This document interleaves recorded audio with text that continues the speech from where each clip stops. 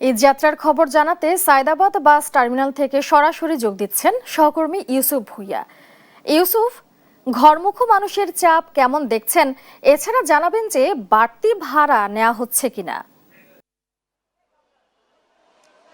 সালমা, কিছুক্ষণ আগে আসলে দুপুরে হঠাৎ করে আসলে একটি ঝড়ো বৃষ্টি হওয়ার পরে কিন্তু যারা ঘরমুখো মানুষ ঈদ যাত্রা বাড়ির উদ্দেশ্যে রওনা হয়েছেন তাদের কিছুটা ভোগান্তি সৃষ্টি হয়েছে, এবং তবে এখন কিছুটা আবারও ঝড় বৃষ্টি থামার পর এখন কিন্তু আবারও তারা তাদের যেই ঘরে ফেরার উদ্দেশ্যে যারা বের হয়েছিলেন তারা আবারও কিন্তু একে একে গাড়িতে উঠছেন। এবং আমরা এখন রয়েছি রাজধানীর সায়দাবাদ বাস টার্মিনালে। এখন এখানে এসে আমরা যেমনটি দেখেছি যে যেই পরিমাণে আমরা রেল স্টেশনে দেখেছি যে ঘরমুখো মানুষের উপচে পড়া ভিড়, তবে এখানে আমরা তেমনটি দেখিনি।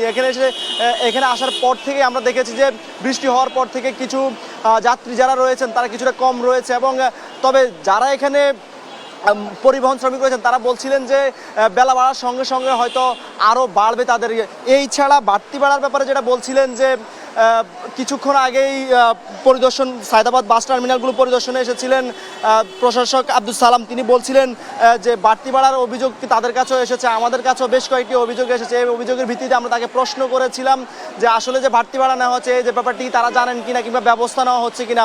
তিনি স্পষ্টভাবে বলে দিয়েছেন যে যেহেতু আপনি জানেন যে ঢাকা দক্ষিণ সিটি কর্পোরেশন এবং উত্তর সিটি কর্পোরেশনের মাধ্যমে যে বাস টার্মিনালগুলো রয়েছে সেগুলোর দায়িত্ব কিন্তু পরিবহন শ্রমিকদেরকে বলা হয়েছে যে আগামী 3 মাসের মধ্যে তাদেরকে টাইম বেঁধে দেওয়া হয়েছে।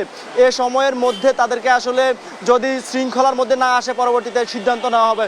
এবং আজকে যেহেতু ঈদ যাত্রায় ঘরমুখো মানুষ থেকে কারো থেকে যদি বাড়তি ভাড়া আদায় করার চেষ্টা করে কেউ, সেই জায়গা থেকে আইন শৃঙ্খলা বাহিনী সর্বোচ্চ ব্যবস্থা নেবে বলে তিনি আশ্বস্ত করেছেন। এবং আমরা এখানে বাস টার্মিনালে আসার পর থেকে দেখেছি যে বাস টার্মিনালে পুলিশ, র্যাব সহ বিভিন্ন সংস্থার বাহিনী, এখানে আইন শৃঙ্খলা বাহিনী উপস্থিত রয়েছেন এবং তারা মনিটরিং করছেন।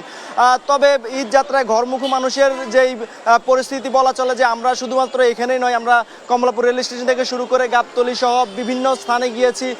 তবে ট্রেনে যে পরিমাণে মানুষের উপচে পড়া ভিড় দেখেছি সেই পরিমাণে কিন্তু বাস টার্মিনাল আমরা দেখিনি। তবে সরকারি ছুটির প্রথম দিন হিসাবে অনেকে বলছেন যে আগামীকালকে, আজকে বিকাল এবং আগামীকালকে সেই ভিড়টি খুব থাকবে। যেহেতু আপনি জানেন কোরবানি ঈদে যারা পরিবার পরিজন এবং আত্মীয় স্বজনের সঙ্গে ঈদ করতে যান তারা একটু আগ মুহূর্তে আসলে ঢাকা ছাড়ার চেষ্টা করেন।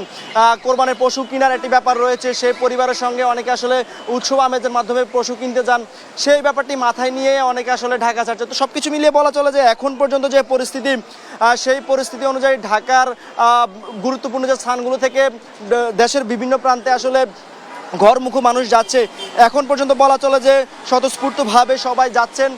তবে আবহাওয়ার কারণে হয়তো কিছুটা ভোগান্তি সৃষ্টি হচ্ছে। এছাড়া রেল স্টেশনে হয়তো উত্তরবঙ্গ যে গামী যে ট্রেনগুলো ছিল সেই ট্রেনগুলো আসলে আবহাওয়া এবং বিভিন্ন ধরনের যেহেতু অতিরিক্ত যাত্রী চাপ, সেই যাত্রী চাপের কারণে কিছুটা ভোগান্তি সৃষ্টি হয়েছে বলে আমাদেরকে রেলওয়ে যে কর্তৃপক্ষ তারাও জানিয়েছেন। তো বাস টার্মিনাল এবং রেলওয়ে সব জায়গায় মিলে কিন্তু ঘরমুখো মানুষ বাড়ি ফিরছেন ঈদ আনন্দ ভাগাভাগি করার জন্য পরিবারের সঙ্গে। এই ছিল আমার কাছে সবশেষ সায়দাবাদ বাস টার্মিনাল থেকে।